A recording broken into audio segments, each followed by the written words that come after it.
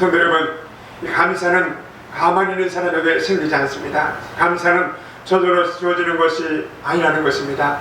이 감사는 영어로 이 thinks 이런 이 말인데 바로 think, 이 생각하다라는 데 유래되었습니다. 다시 말해서 생각하는 사람만이 감사할 수가 있다는 겁니다. 깊이 생각하는 사람, 감사거리를 부지런히 찾는 사람에게 감사거리가 풍성하게 주어진다는 겁니다. 역사적으로 보면 감사가 넘치는 자들이 하나님의 복을 받아서 잘 살고 있는 것을 볼 수가 있습니다. 감사를 잘하는 민족이 하나님께 복을 받은 민족이 된 것입니다. 그 소련의 제자였던 이 후르시포이 말입니다. 영국이나 미국이 세계에서 가장 잘 사는 나라가 된 것은 땡큐 이 말을 가장 많이 했기 때문에 미국과 영국이 잘 산다 이런 얘기를 했다고 합니다. 그런데 심지어 노라고 말할 때도 things를 사용해서 no things 이렇게 말했다고 합니다. 맞습니다. 하나님은 언제나 감사하는 사람을 기뻐하시고 감사하는 사람에게 복을 주시고 능력을 베푸시는 하나님이십니다. 그러나 감사는 쉬우면서 어려운 것이 이 감사입니다. 그래서 저도 설교를 준비하면서 양치질 하다가 세면대 거울을 보니까 머리가 거의 다 빠져가지고 없는데 또 그나마 머리가 붙어있는 것이 감사하더라고요. 그래서 씹으시면서 하나님 고맙습니다. 하나님 앞에 감사했습니다. 거기 범사에 감사하는 사람은 능력 있는 사람만이 할 수가 있다는 겁니다.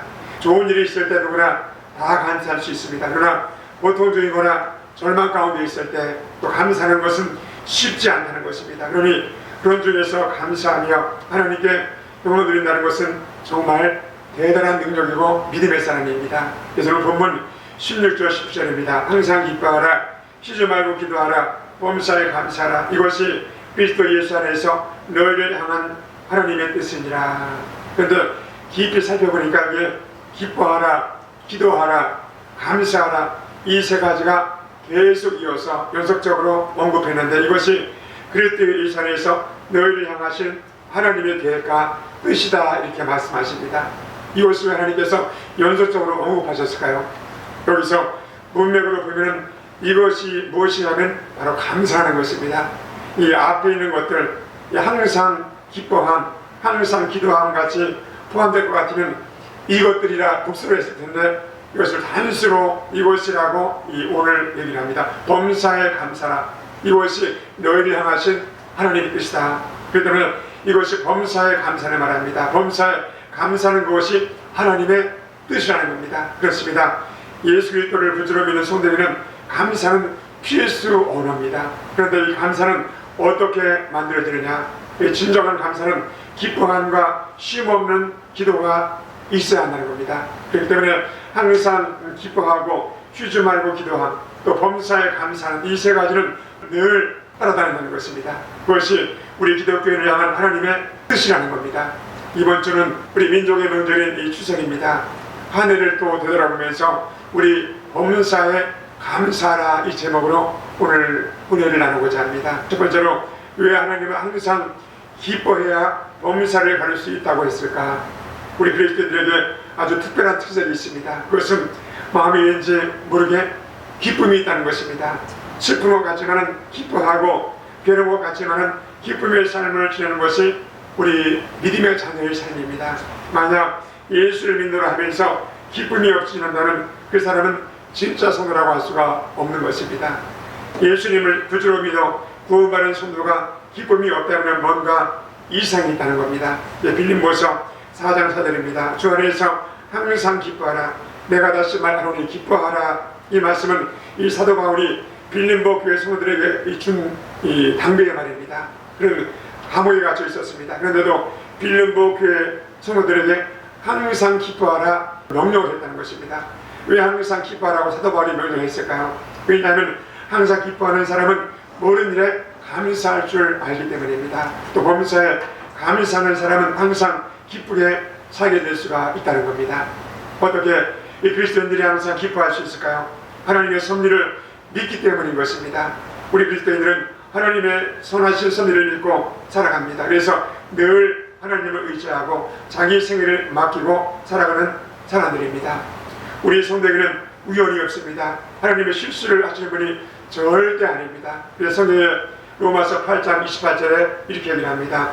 하나님을 사랑하는 자, 그 뜻대로 부르심을 입은 자들에게는 모든 것이 합력하여 선을 이루신다, 이렇게 말씀합니다. 이런 생애를 믿고 살아가는 사람에게 기쁨이 늘 있다는 겁니다. 그래야만 기쁨 속에 감사가 넘치는 것을 체험하게 될 수가 있다는 겁니다. 또 하나는 우리 성도에게는 하나님의 약속이 있다는 겁니다. 성경을 깊이 살펴보면 하나님께서 약속을 받은 사람이시고 복의 반열에서 제대한 사람은 아무도 없습니다. 그렇습니다. 모든 그리스도인은 하나님의 약속을 붙잡고 사는 사람들입니다. 그러니까 우리 그리스도인들은 어떤 환경 속에서 기쁨을 가질 수가 있다는 겁니다. 어떻게 항상 기뻐할 수 있을까요? 항상 기뻐하라는 말은 우리 성도가 환경에 지배당하고 살면 안 된다는 것입니다. 그렇기 때문에 웃을 때만이 아니라 울 때에도 기뻐하라는 것이고, 춤출 때만 아니라 슬플 때도 기뻐하라는 것입니다. 기쁨은 우리 인생의 모든 조건과 환경을 초월해야 한다는 것입니다. 그런 사람이 진정으로 기뻐하고 결국 감사를 누리게 되는 것입니다. 그런 기쁨과 감사는 별개가 될 수가 없다는 겁니다. 항상 기뻐하며 감사하는 여러분 되시기를 예수님의 이름으로 축복합니다. 두 번째로, 쉬지 말고 기도해야 범사에 감사할 수가 있다는 겁니다. 우리 기도와 감사는 늘 짝을 이룹니다. 기도는 하나님과 영적인 대화입니다. 그렇기 때문에 기도는 감사함으로 드려야 합니다. 그래서 오늘 빌립보서 4장 1절입니다. 아무것도 염려하지 말고 다만 모든 일에 기도와 간구로 내 구할 것을 감사함으로 하나님께 구하라, 이렇게 말합니다. 기도할 때 감사의 관계가 깰 수가 없다는 겁니다. 골로새서 4장 2절입니다. 기도를 계속하고 기도에 감사함으로 깨어있으라. 그렇습니다. 기도가 능력이 있으면 감사로 기도해야 한다는 것입니다. 영국의 조지 밀러 목사님이 캐나다 퀘벡에 갈 때 일입니다. 그가 탄 배가 뉴 펀드랜드에 왔을 때 짙은 안개로 22시간이나 꼼짝 못하고 서 있었습니다. 조지 밀러 목사님은 선장을 찾아가서 오늘이 수요일이니까 토요일까지는 여하간 어떤 일이 있어도 퀘벡에 도착해야 합니다 하면서 선장에게 부탁을 했다고 합니다. 선장은 난처한 모습을 하면서 목사님 보세요. 안개가 이토록 짙은데 어디로 갑니까? 불가능합니다 목사님, 이렇게 말했다고 합니다. 그러자 임블레 목사님은 그 선장이 이런 말했답니다. 그렇다면 선장님, 우리 해도실로 들어가서 기도합시다, 이렇게 말했답니다. 그래서 선장은 밀려 목사님, 지금 안개가 얼마나 짙은지 아십니까? 그러니까 밀려 목사님이 이런 말했답니다. 선장님, 나는 모르고 나는 안개의 짙은 것을 보는 것이 아니라 나의 삶을 조정하시는 살아계신 하나님을 지금 보고 있어 라고 대답했다고 합니다. 예, 선장은 못마땅한 표정으로 해루실로 따라 들어갔습니다. 목사님은 해루실에서 기도하기 시작합니다. 주님, 당신의 뜻이라면 이 안개를 5분 이내로 거두어 주옵소서. 당신이 퀘벡에 만들어 놓으신 약속을 아시지 않습니까? 들으시고 하나님 앞에 감사로 기도합니다. 예수님 이름으로 기도합니다라고 딱 맞췄답니다. 그런데 놀라웠게 5분 후에 안개가 거짓말처럼 사라지고 말았다는 겁니다. 그러니까 감사의 기도가 얼마나 귀한지 몰라요. 그래서 하나님의 뜻을 붙잡아서 믿음으로 기도드리는 기도는 반드시 응답하는 기적을 체험하게 된다는 것입니다. 그런데 그냥 기도가 아닙니다. 원망 불평의 기도가 아닙니다. 감사함으로 드리는 기도가 능력을 나타내고 또 능력의 열매를 맺을 수가 있다는 겁니다. 이 사도 바울이 빌립보 감옥에서 기도할 때 얼마나 힘들고 고통스럽게 했습니까? 아시아에서 복음을 전하던 바울이 하나님의 인도를 따라서 머나먼 유럽 땅까지 와서 주님의 명령을 따라 복음을 전하면서 귀신 들린 자를 또 고쳐주면서 복음을 증가하다 핍박을 당합니다. 그런데 감사하는 소리를 듣기는커녕 오히려 몽둥이를 두들겨 맞고 쇠고랑에 채워져 감옥에 갇혔습니다. 그 상황에서 하나님께 원망하는 것이 당연한 것입니다. 그런데 바울은 그런 상황 속에서 기도하며 하나님을 찬양하며 감사할 때 하나님은 놀라운 역사를 사도 바울에게 베풉니다. 옥문이 열리면서 간수가 예수를 믿게 되고 바로 놀라운 사실이 그 감옥에서 일어났다는 사실입니다. 감사 기도는 능력을 우리 삶 가운데 초청하고 우리 삶 가운데 또 열매를 맺게 한다는 것입니다. 또 세 번째로 범사에 감사할 수 있는 것이 능력입니다. 종교개혁자 마틴 루터가 말하기를 마귀의 세계는 감사가 절대 없다, 이렇게 말했습니다. 마귀는 절대 감사를 모릅니다. 그렇습니다. 귀신들이 사람에게 감사하는 것을 보았습니다. 그러나 하나님께 속한 자는 환경에 상관없이 범사에 감사할 수가 있고 성령은 우리에게 그 능력을 부어주셨습니다. 그렇다면 우리는 성도는 어떻게 범사에 감사할 수 있을까요? 첫 번째로 모든 것을 협력하여 선을 이루게 했음을 늘 감사하는 우리가 되어야 합니다. 1967년도 이스라엘의 총리가 됐던 이 골다 메이어 사는 말하기를 나는 내 얼굴이 못생긴 추녀가 된 것을 감사한다. 그래서 하나님 앞에 기도했고 그래서 열심히 공부했기 때문에 오늘 우리나라에서 바로 총리가 될 수가 있었다라고 간증했다고 합니다. 어릴 때 신문으로 사진을 봤는데 그녀는 정말 못생겼답니다. 그렇기 때문에 아무도 그를 사랑하거나 가까이 해주지 않았답니다. 그렇기 때문에 저는 이복이 되어서 위대한 수녀가 될 수가 있었다는 것입니다. 또 로빈슨 크루소가 항해 중에서 남파당에서 무인도에 도착하자마자 노트에 감사한 일과 불평한 일을 기록했다고 합니다. 첫 번째로 황량한 섬에 던져졌지만은 물에 빠져 죽지 않은 것을 감사했다고 합니다. 두 번째로 인간 세상에서 쫓겨났지만은 굶어 죽지 않아서 우리 감사했다고 합니다. 세 번째로 옷이 없지만은 더운 날씨라 옷이 필요 없어서 감사했다고 합니다. 네 번째로 무기가 없지만은 맹수가 없어서 감사했다고 합니다. 그런 감사 제목을 적으면서 한 가지 중요한 것을 깨달았다고 합니다. 아무리 불행한 상황이라도 그 속에는 반드시 감사할 것이 있다는 겁니다. 사람이 스스로 속는 것 중에 하나가 모든 것을 당연한 것으로 받아들이고 감사하지 않는다는 겁니다. 내가 받은 사랑도 당연한 것이고 내가 받는 대우도 당연한 것이고 내가 하는 일도 내 건강도 당연한 것으로 생각을 합니다. 그러나 그것을 감사하는 사람은 늘 행복하고 그렇기 때문에 하나님에 의해서 크게 쓰임을 받게 된다는 것입니다. 어떤 사람이 이런 표현을 합니다. 작은 것에 감사하라. 그러면 큰 것을 얻으리라. 부족할 때 감사하라. 넘침이 있으리라. 고통 중에 감사하라. 문제가 풀리리라. 있는 중에 감사하라. 누리며 살리라.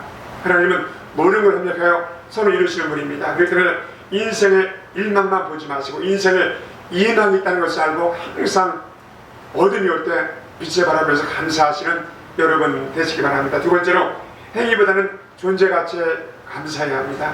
어떤 이는 부모가 나에게 해준 것이 없다고 생각하고 원망 불평하며 삽니다. 그러나 어떤 이는 부모님이 살아계신다는 그것 하나 때문에 감사하며 사는 또 자녀도 있습니다. 부모님이 나를 낳아주신 것, 바른 사랑, 갖가지 사랑을 내가 부모가 되어서 깨닫고 효도할 때가 되면 떠나는 것이 부모의 모습입니다.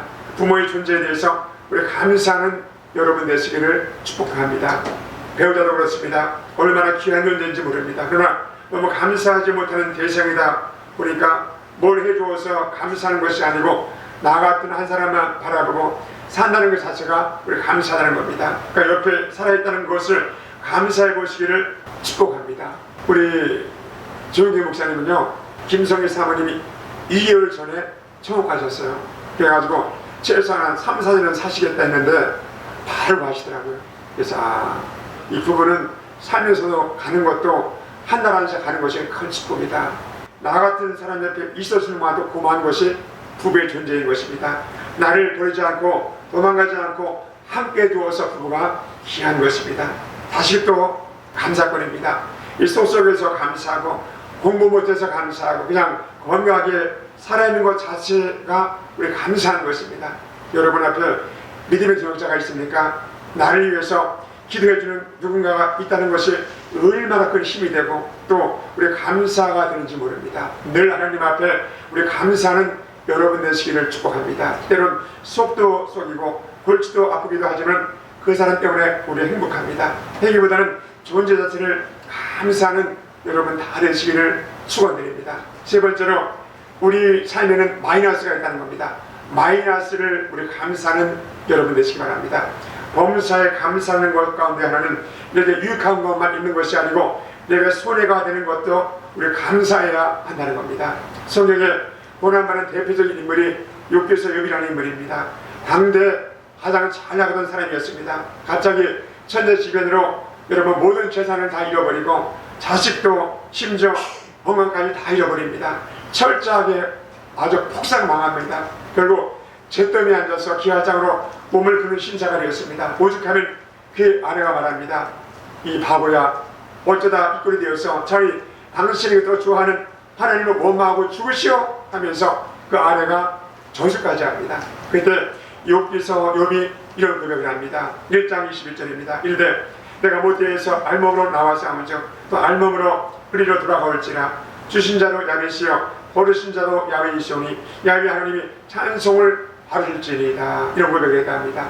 이 감사의 이 고백 때문에 훗날 이 고백이 욥을 고난의 인생에서 축복받는 인생으로 만드는데 결정적인 역할을 했다는 겁니다. 성도 여러분, 우리가 이 세상에 올 때 갖고 온 것이 아무것도 없습니다. 빈손으로 왔습니다. 그런데 우리는 자꾸 이 빈손의식을 잊고 삽니다. 빈손으로 왔다가 이만큼 누리는 것 우리 감사해야 합니다. 우리가 지금 누리는 것은 전 세계 사람 중에서 5%만 누리는 혜택이 우리 대한민국이 누리는 혜택이라고 합니다. 우리 마음을 맺습니다. 성도 여러분, 언제 감사해야 할까요? 지금 여기 현재 감사해야 합니다. 지금 이곳에서 감사가 진짜 감사인 것입니다. 추석을 맞이해서 한번 믿음의 감사를 한번 드려보십시다. 내가 믿는 하나님은 좋으신 하나님이시다. 하나님 나를 붙여준 사람은 가장 좋은 사람이다. 내가 지금 처한 상황은 가장 좋은 상황이다. 나의 남편과 아내는 세상에서 가장 좋은 내 배우자다. 나의 자녀는 세상에서 가장 좋은 자녀다. 나중을 차례에 실린 글입니다. 옷이 몸에 좀 끼면 잘